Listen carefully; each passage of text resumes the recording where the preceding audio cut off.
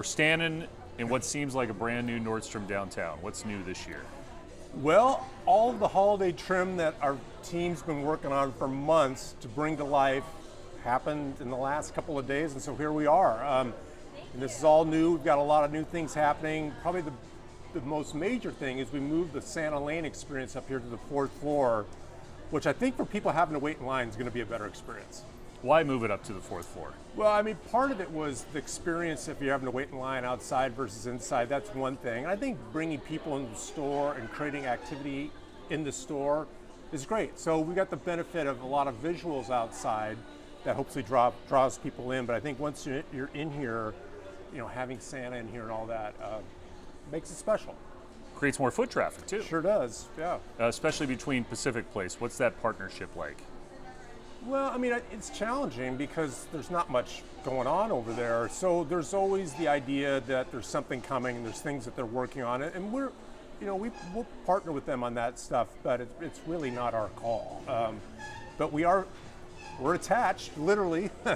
And like the parking, what have you, that all matters a lot. So we'd like to see more going on there. And I know the people that own it have met with us and have a lot of ideas. I know that this is a significant change from what you've done for years on the corner. You had a significant change in the company this year by going private.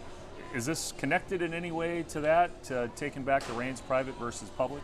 No, I mean the private thing, first of all, no customer cares about that. Yeah. They just want to be served well and find what they're looking for in the store or online. I think for us, just in terms of how you're running a business, it really streamlines things and allows for greater focus because you're really only there to serve the business. You're not necessarily there to serve the stock price, which has its own ecosystem to it. And we were a public company since 1971, so it's all I really ever knew. But I can tell you, not being a public company now does afford you greater clarity, focus, simplicity, I think, from our end. And that speaks to what you're doing here.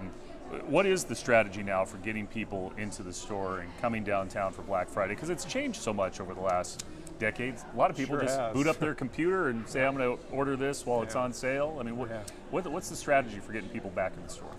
Well, the strategy of stores, and it'd be the same strategy for online, is how it all works together. They're not intended to be different things. They're meant to be complementary things, and creating an ecosystem makes it easier for customers. I think what's universal and evergreen is the idea that people like coming down and having an experience in person.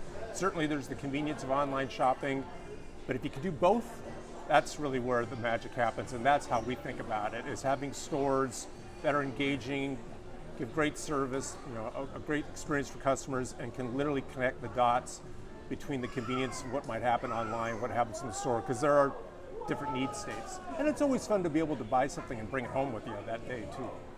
What kind of conversations are you having with your neighbors right now as you head into this season, into the shopping, Christmas, Hanukkah season? I mean, you've tried some new things outside. It was a great success, the street fair that brought a bunch of people downtown. What kind of things are you talking about with your neighbors to kind of regenerate foot traffic here downtown? Well, the thing is, there's no one entity that controls it or makes it all work. It's really a partnership and a collaboration of the merchants, the city, politics, all of it really coming together. And what we want to see is just a lot of activity here in downtown where we can be part of it. We didn't build the store here so we could be on our own. We built it here so we could be around a lot of things happening. And it's true that the tourism part of what happens in Seattle has been really good. The convention center part of it's been really good. There's more people living downtown than ever. But we don't have as many people at this time like driving in from wherever just to come shop or what have you. So it starts with us. We want to have customers have a great experience here, and then hopefully we can just get more built up around us, more retail. And I think it's a big thing you probably want to point out, the free parking, because that's always an issue for people coming to downtown Seattle versus going to Bellevue. You're doing a good job of helping me tell my story. I appreciate it. Yeah, I mean, and we were able to work with Pacific Place folks in a partnership, and there is free parking on the weekends with a $25 purchase, I believe is what it is. And that's a super convenient thing for people to be able to have that access, because if you talk to people about why they might not like downtown and be, well, parking's a hassle. It's not. Not now. So yeah, we're excited about that. So park at Pacific Place if you spend more than $25 at Nordstrom. If you spend $25 at Nordstrom, you get parking for free on Fridays, Saturdays, and Sundays from now through the holiday season. So we've got 1 month left in 2025. It's a big month for Nordstrom. What can we expect in 2026? I mean, our business has been good, and I think it gets back to that focus. You know, the strategies that we've had, that we've really gotten aligned on and had the discipline to stick with has really paid off for us. So I don't think there's anything that's going to be super revolutionary, but what customers will notice that's different is next year is our 125th anniversary. So we want to have a lot of things that we have going on that are really a celebration of our customers and the fact that we've been able to grow and enjoy this nice business over that long time, and that's because we have great customers. And great customer service, right? Well, that's what we try to do, for sure. We don't bat 1,000 on that, but I can tell you it's top of mind, and we really believe it's the biggest differentiator between us and everyone we compete with. And a computer that somebody may boot up on a Friday morning. Yeah, but that's all service too. I mean, you know, service gets defined by how customer wants to define it, not how we define it. So convenience is service, and if booting up and having that all work well and having good delivery and what have you is part of that customer journey, we want that to be awesome too.